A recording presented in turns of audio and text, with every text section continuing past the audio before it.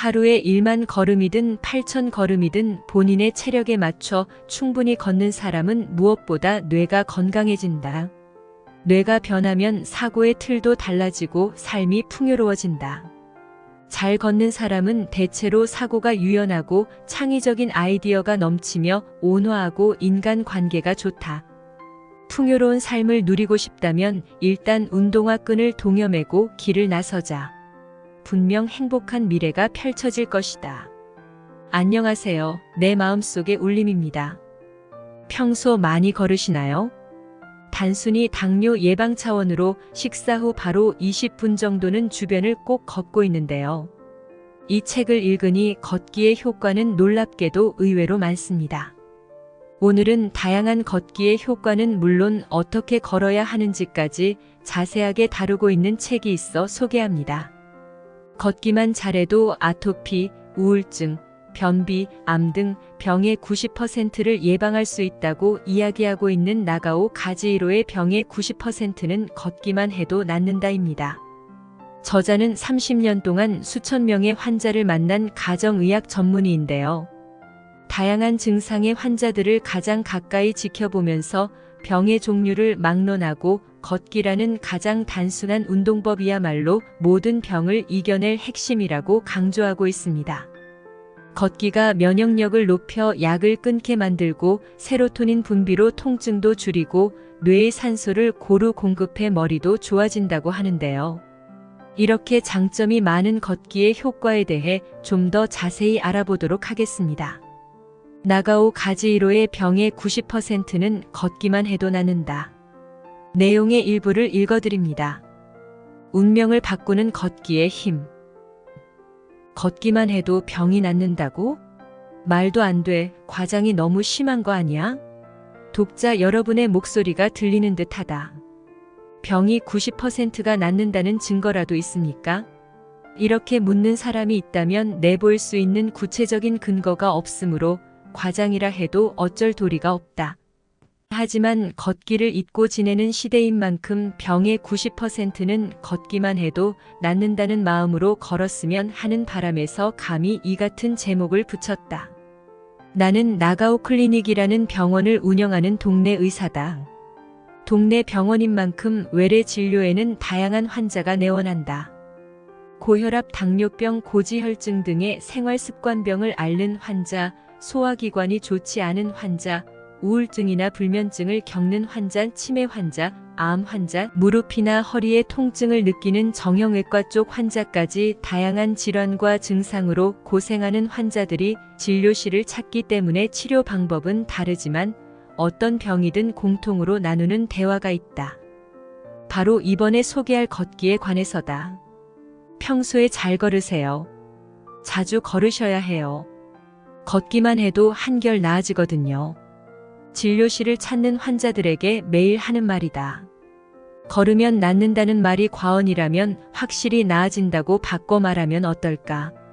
걷기를 생활화하면 더는 의사를 찾지 않게 된다. 이것만큼은 확신할 수 있다. 병의 대부분은 걷지 않아서 발생한다. 현대 사회에서 우울증, 암, 알레르기, 면역계 질환 등의 다양한 질병이 증가하는 까닭은 우리가 잘 걷지 않기 때문이다. 의사는 환자를 진찰하고 병명을 확정지으면 일단 약부터 처방하려 든다. 환자도 병을 낫게 하거나 증상을 없애는 약을 처방받기 위해 병원을 찾는다. 의료란 원래 식이요법과 운동요법을 선행한 다음에 약물요법을 진행하는데 최근 몇십 년 동안은 약물요법이 압도적인 우위를 차지했다. 이 현상은 과연 올바를까? 걷기에 관한 책을 쓰고자 마음먹은 까닭은 누구나 걷기가 몸에 좋다는 사실을 알면서도 너무나 당연한 나머지 오히려 등한시하기 때문이다. 아울러 약 지상주의를 재점검하고 싶은 마음도 있었다. 텔레비전의 건강정보 프로그램에서 소개한 먹거리를 끼니마다 식탁에 올리거나 종아리를 마사지하면 혈액순환이 좋아진다는 말을 듣고 매일 종아리를 주무르는 사람이라도 걷고 계세요? 하고 물어보면 아니요, 시간이 없어서요 라고 대답하기 일쑤다. 걷기가 건강에 좋다는 사실을 알면서도 실천하지 않는 사람이 많은 이유는 걷기가 얼마나 중요한지 모르기 때문일 것이다. 막연히 좋다고는 생각하지만 걸어서 병이 낫는다고는 믿지 않는 것이다. 걸으면 걸을수록 모든 질병은 완치된다. 걸으면 근육과 뼈가 튼튼해지면서 나이가 들어 무릎이 쑤시거나 허리가 결리는 증상을 줄일 수 있다. 치매도 걷기로 예방할 수 있으며 증상이 발현되더라도 걸으면 호전된다. 2명 중 1명이 걸려 국민병이라 불리는 암 역시 걷기로 예방도 하고 치료도 할 수 있다. 기관지 천식이나 교원병 등의 면역계 질환뿐 아니라 편두통으로 대표되는 뇌과민증 역시 걷기가 특효약이다. 불면증이나 우울증 또한 정신과 치료약을 먹지 않아도 걷기로 다스릴 수 있다. 주위에 보살핌이 절실한 요양보호 환자도 걸으면 간병인 없이 생활할 수 있다. 병의 90%는 걷기만 해도 낫는다는 제목에는 지난 20여 년간 외래 환자를 진찰하는 동네 의사로서의 경험과 진심이 담겨 있다. 일부 질환을 제외하면 걷기는 병원에서 매일 진료하고 접하는 병의 대부분을 치료하고 예방하는 데 가장 중요한 열쇠다. 걷기에는 정말이지 장점밖에 없어서 농담을 섞어 말하자면 걷기 때문에 난처해지는 사람은 의사뿐이다. 건강해지면 지금만큼 의사를 찾을 필요가 없기 때문이다. 모두가 걷기를 실천해 환자가 감소하고 자립해서 생활할 수 있는 노인이 많아지면 의료와 간병에 쏟는 사회적 비용을 줄일 수 있다. 이 책에서는 왜 걷기만 해도 행복해지고 운명이 변화되는가라는 질문에 대해 되도록 알기 쉽고 간결하게 답하려 노력했다. 거기에 탁월한 효과를 알게 되면 다음은 실행에 옮겨 모쪼록 걷기가 생활습관으로 자리 잡기를 바란다. 그렇게 되면 건강해지는 것은 물론 하루하루 행복한 삶을 누릴 수 있을 것이다. 걷기로 기대 수명이 늘어난다.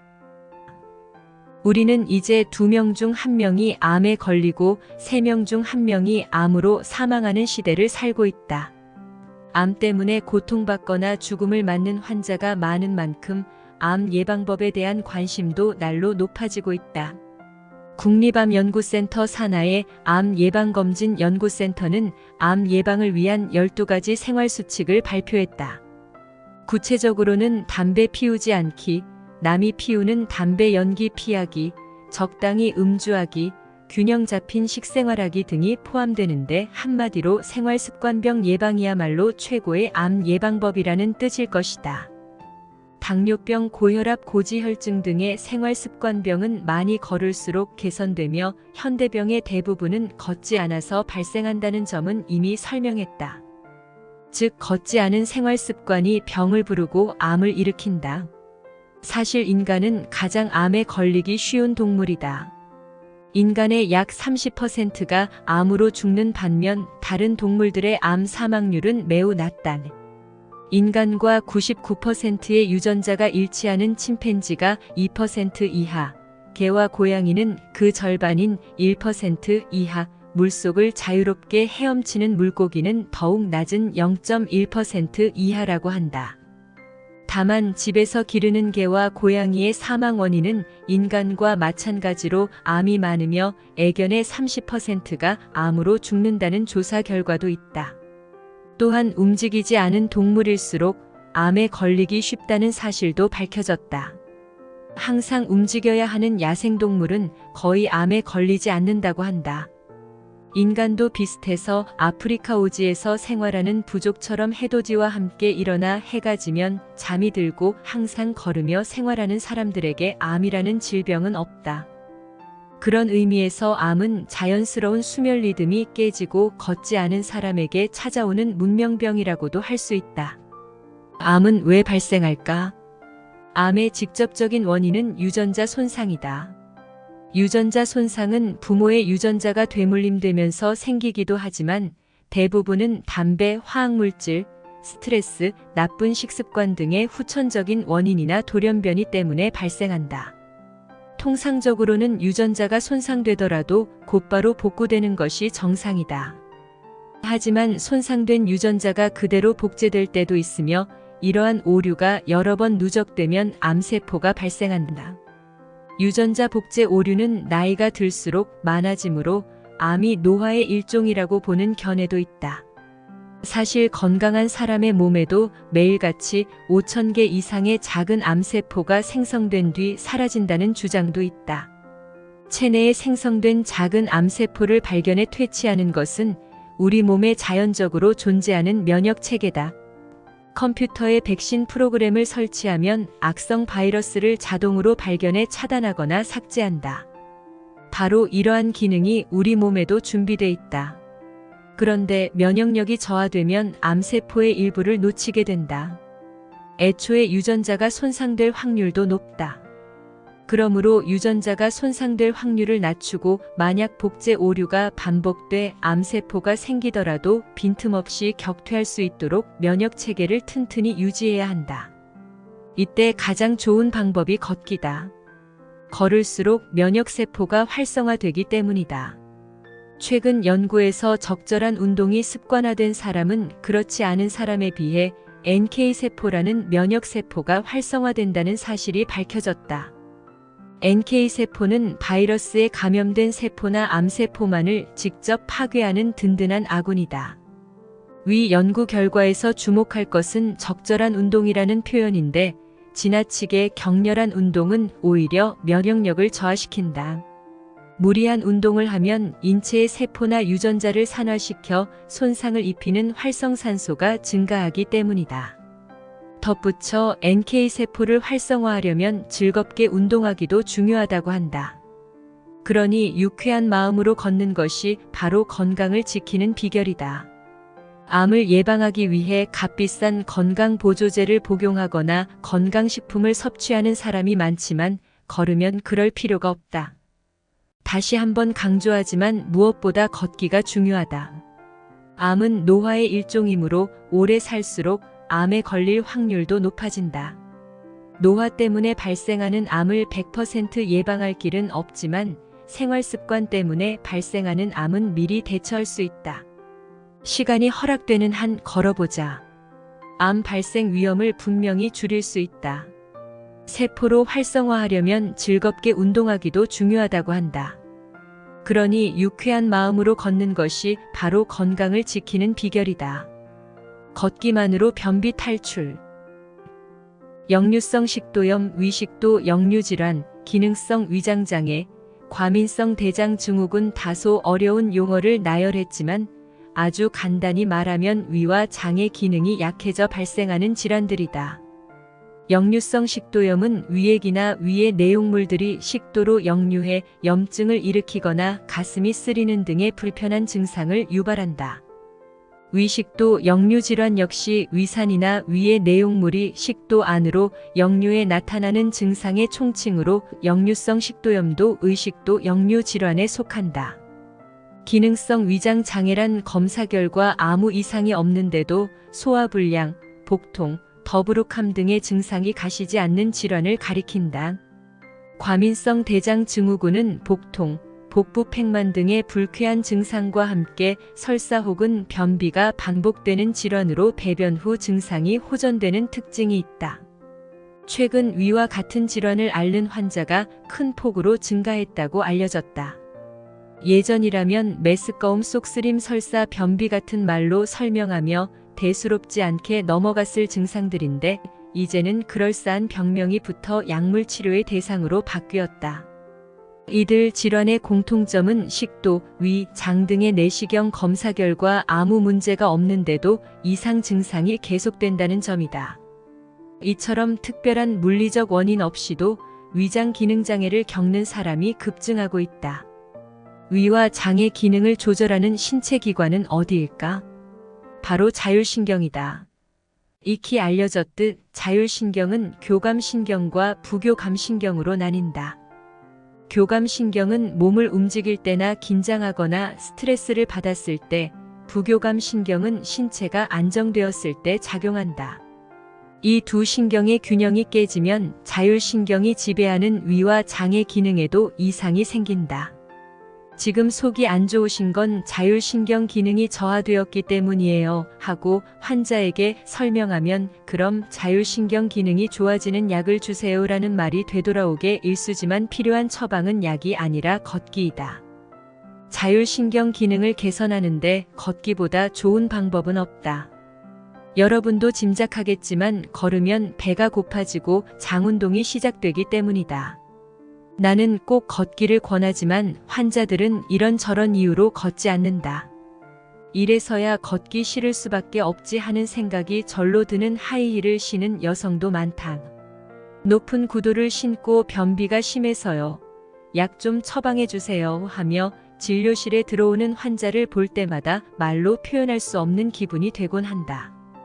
변비를 고치려면 채소를 많이 먹어야 한다.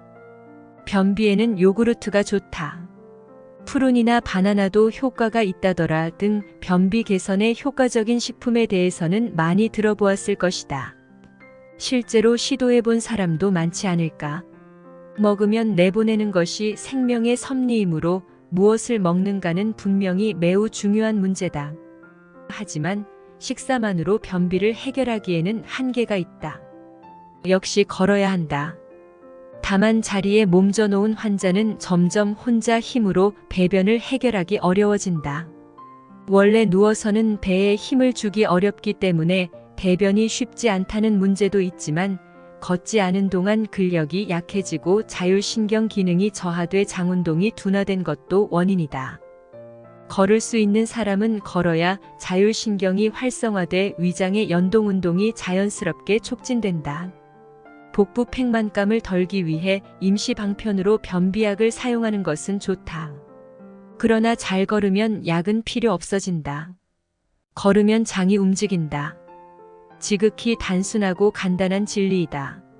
뇌 건강도 장이 결정한다. 최근 장내 세균이나 장내 환경이라는 말을 자주 듣지 않는가? 장내 세균이란 장 안에 서식하는 세균을 가리키는데 인간의 장에는 3만 종류 1000조 이상의 장내 세균이 산다고 한다.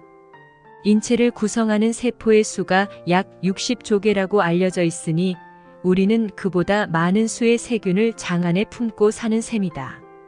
그 말은 장내 세균은 종류별로 집단을 이루며 장벽이 붙어서 한다.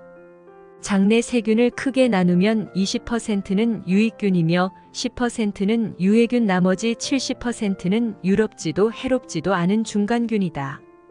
이 비율은 어디까지나 건강한 사람일 경우다.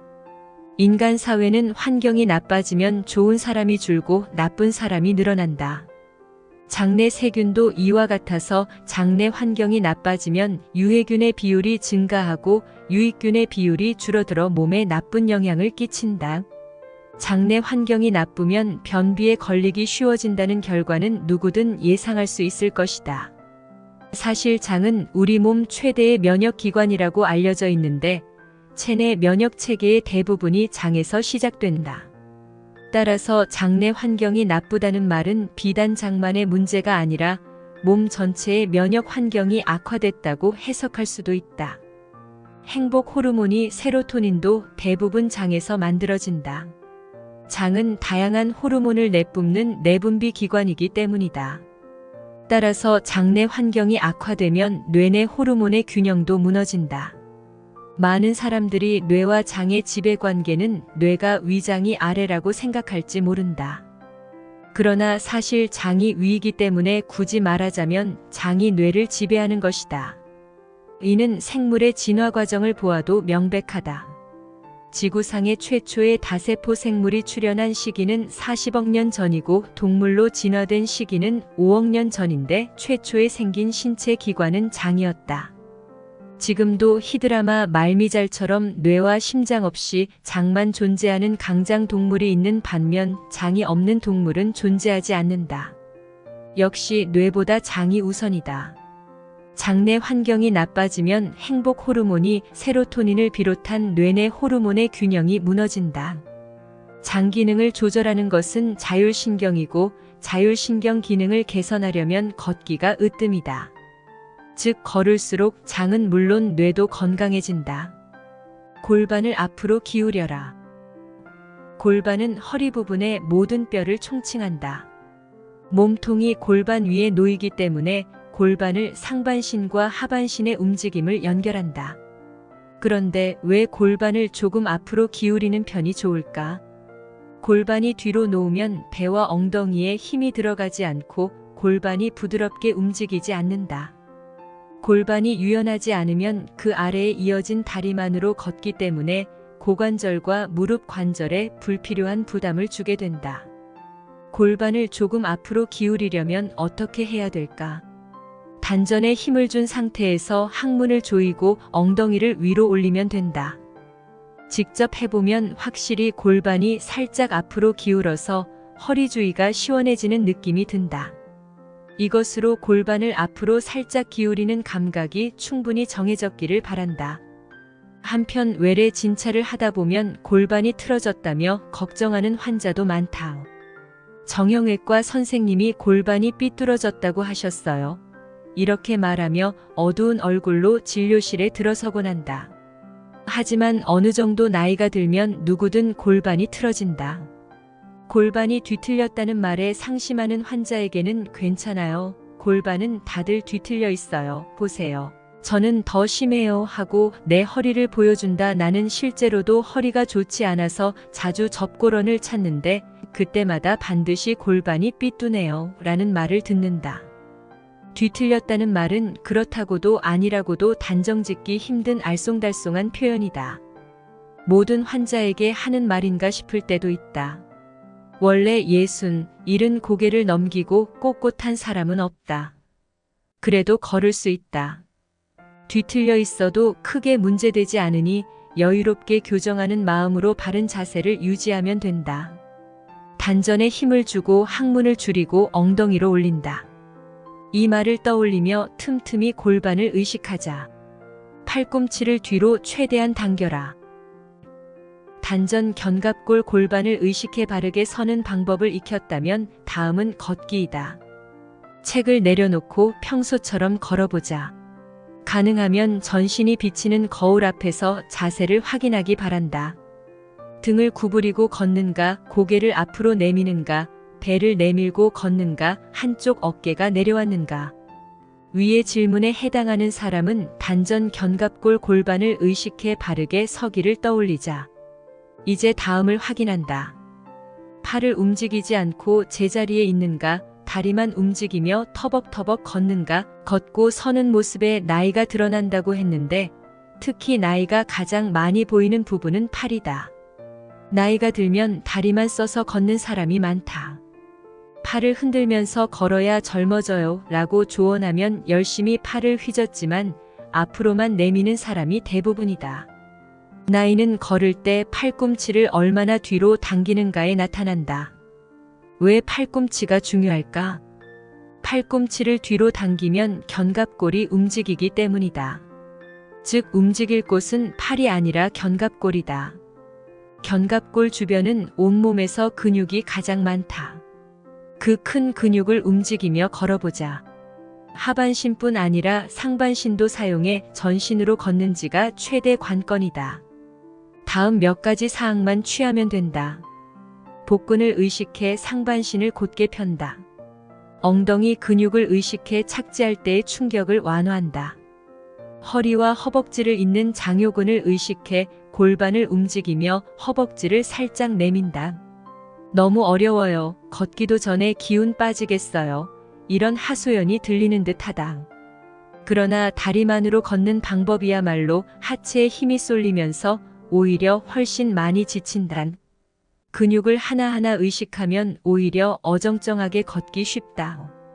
그러니 팔꿈치 뒤로 당기기와 바른 자세 유지하기 이 두 가지만 유의하자. 자연스럽게 전신으로 걷게 될 것이다. 반복하지만 가장 중요한 요령은 팔꿈치 뒤로 당기기다. 팔꿈치가 좀처럼 뒤로 움직여지지 않는다면 견갑골이 경직되었을 가능성이 높다. 평소부터 틈틈이 견갑골을 움직이면 굳어진 주변 근육이 이완돼 걸을 때도 기분이 좋게 팔꿈치를 뒤로 당길 수 있다. 견갑골 체조를 꾸준히 하면 바른 자세를 만드는 데 도움이 된다. 견갑골은 평소 움직일 일이 거의 없다. 하지만 걷기 전에 준비 운동으로 가볍게 풀어주면 어깨에 힘이 들어가지 않고 팔꿈치를 자유롭게 움직일 수 있어서 좋다. 생각하며 걸으면 효과도 2배. 상반신과 하반신을 모두 사용하며 걷기에 더해 머리를 쓰면서 걷기도 추천한다. 치매 예방은 거기에 효과 중에서도 특히 강조하고 싶은 부분이다. 국립장수의료연구센터에서는 경도인지 장애 환자가 머리를 쓰면서 운동하면 치매로 진행되지 않도록 예방할 수 있다는 사실을 밝혀냈다. 아울러 다양한 운동 방법을 제시했는데 그 중에는 50부터 30 빼면서 걷기와 끝말잇기 하며 걷기도 했다. 내가 치료하는 환자 중에는 지나가는 자동차의 번호판을 기억한 뒤 각각의 숫자를 더하면서 걷는 사람도 있다. 이 방법을 응용해 차량 번호판에 있는 숫자 4개를 활용해서 답이 0이 되는 계산식을 만들면 걷기도 한다. 본인은 놀이라고 생각하지만 실은 상당히 머리를 쓰는 건강요법이다. 한 줄짜리 짧은 시를 지으며 걷는 멋스러운 방법도 추천한다. 지나치게 형식에 얽매이거나 긴 시를 지을 필요는 없다. 걷는 동안 여러 편을 지으며 마음에 든 시를 기억하자. 하루에 10편이나 20편으로 목표를 정해도 좋다. 이렇게 하면 시상을 떠올릴 때에도 머리를 쓰고 완성한 시를 기억할 때에도 머리를 쓴다. 걸을 때는 새로운 아이디어가 떠오르기 쉬운 만큼 멋진 시상도 퐁퐁 솟아오른다. 작가 중에도 작품 제목이나 줄거리를 생각할 때 걷는 사람이 많다고 한다. 교토에 있는 철학의 길은 철학자 니시다 기타로가 즐겨 걸으며 사색에 잠겼다고 해서 생긴 유명한 산책로다. 독일의 철학자 하이데거도 산속 오두막에서 생활하는 동안 산길을 산책하며 생각에 잠긴 나날을 보냈다고 한다. 그러고 보면 동서고금의 위대한 발견은 모두 걷는 동안 이루어지지 않았을까. 꼼짝 않고 앉아만 있으면 좋은 생각은 떠오르지 않는다. 이런저런 생각을 하며 걷다가 꽝하고 번개같이 떠오르거나 뿅하고 머릿속에서 튀어나온다. 위대한 철학자처럼 고상한 생각은 하지 않아도 좋다. 좋은 시상이 떠오르면 그것으로 충분히 근사한 발견이다. 걸어야 좋은 작품이 나온다는 사실을 실감한다면 걷기가 더욱 즐거워질 것이다. 걷는 사람은 얼굴부터 다르다. 오랜 세월 매일같이 진찰을 하니 촉진이나 문진을 하기도 전에 아, 이분은 잘 걷는구나. 이 환자는 별로 안 걷겠네 하고 얼굴만 봐도 가늠할 수 있게 되었다. 여러 번 강조했듯 걸으면 세로토닌이라는 행복 호르몬이 퐁퐁 솟아난다. 그래서인지 평소에 잘 걷는 사람에게는 만족감이 넘치는 독특한 표정이 있다. 세로토닌 얼굴이라고 할까? 정확히 설명하기는 어렵지만 균형 잡힌 뇌의 호르몬이 얼굴에도 반영되는 것이다. 현재에 만족한 듯한 느긋하고 자연스러운 분위기가 전해진다. 세로토닌 얼굴을 기분 좋은 얼굴이라고 말해도 되겠다. 하루 1시간 정도 걸어요 라고 말하는 환자 중에 안절부절 못하거나 사소한 문제에 예민하게 반응하는 사람은 없다. 적어도 내 주변에는 말이다. 나도 그렇게 되고 싶다. 반대로 걷지 않는 사람도 얼굴에 상태가 드러난다. 세로토닌 얼굴의 반대라고 하면 짐작할 수 있을까? 최근에는 60에서 65세 정년을 맞음으로 은퇴 후에 남은 인생이 길다. 그러나 딱히 할 일이 없어서 매일 집안에만 시간을 보내고는 한다. 특히 남성 중에는 은퇴 후에 치매에 걸리는 경우가 많다.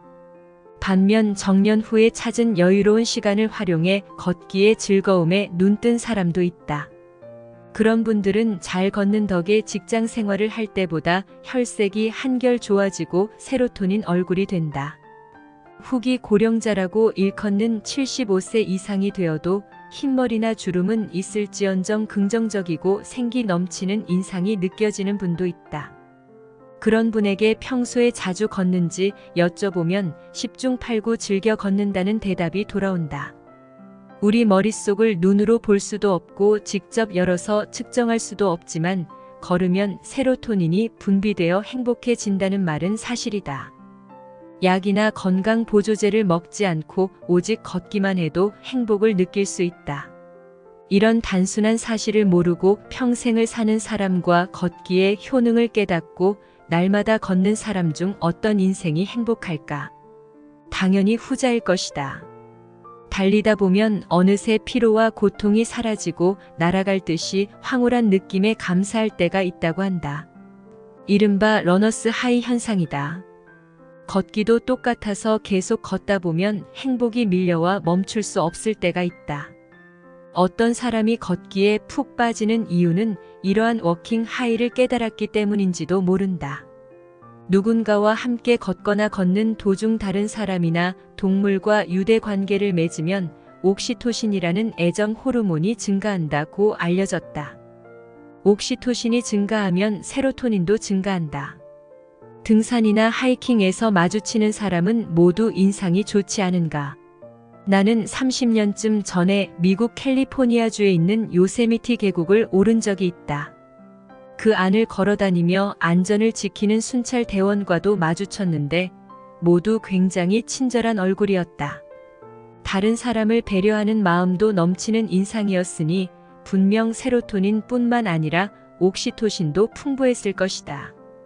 걸으면 절로 친절해지는 것은 아닐까라는 생각도 들었다.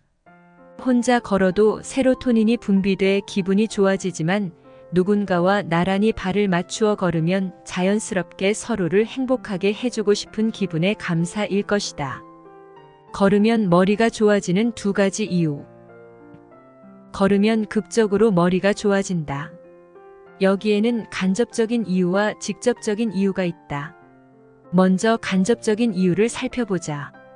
뇌 기능이 떨어지는 가장 큰 원인은 뇌에 도달하는 산소를 받아들이는 양이 줄기 때문이다.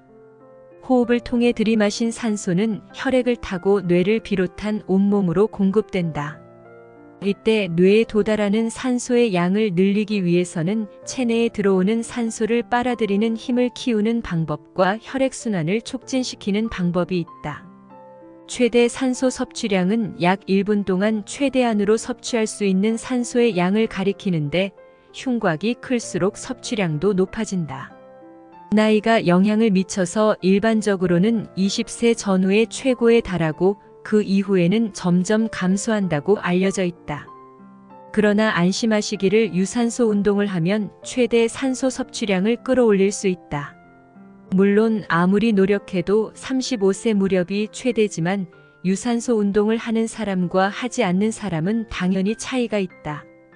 걷기와 습관화된 사람은 산소를 들이마시는 힘이 좋아지므로 뇌에 도달하는 산소가 늘어나 뇌의 노화를 늦출 수 있다. 혈액순환 역시 걸으면 좋아진다. 신선한 산소를 먹으면 혈액은 심장에서 출발해 동맥을 타고 온몸 구석구석을 여행한 다음 정맥을 타고 노폐물 등을 회수하며 심장으로 돌아온다. 그런데 심장에서 가장 멀리 떨어진 다리에서 심장으로 돌아오려면 중력을 거슬러야 한다. 이때 혈액이 다시 돌아가도록 돕는 것이 근육이다. 특히 제2의 심장이라 불리는 종아리 근육은 수축과 팽창을 통해 펌프 역할을 하며 혈액순환을 돕는다. 걸을 때는 종아리를 사용하므로 다리에서 심장까지 혈액이 밀려 올라가 혈액순환이 좋아진다. 한때 종아리 마사지가 큰 인기를 끈 적이 있다. 종아리를 주무르면 혈액순환이 좋아지고 오래 살 수 있다고 주장한 책 한 권이 계기였다. 제2의 심장인 종아리를 마사지하는 것은 분명히 좋은 방법이다. 하지만 마사지만으로는 부족하다. 걷기야말로 종아리를 단련하고 혈액순환을 돕는 최고의 건강요법이다. 결론적으로 걸으면 머리가 극적으로 좋아지는 첫 번째 이유는 산소 섭취량이 증가하고 혈액순환이 좋아져 산소가 뇌에 골고루 퍼지기 때문이다. 두 번째 이유는 조금 더 직접적이다. 손발, 눈, 귀 등 우리의 신체는 외부의 정보를 받아들여 뇌에 전해주고 뇌의 명령을 받아 움직이는 뇌의 출장기관이다. 그러니 뇌의 출장기관을 움직이면 뇌를 직접 자극하는 것과 같다.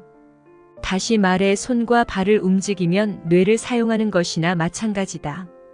실제로 손이나 발을 사용하면 뇌내 신경세포가 자극을 받아 시냅스라는 신경세포의 접합부가 연장된다.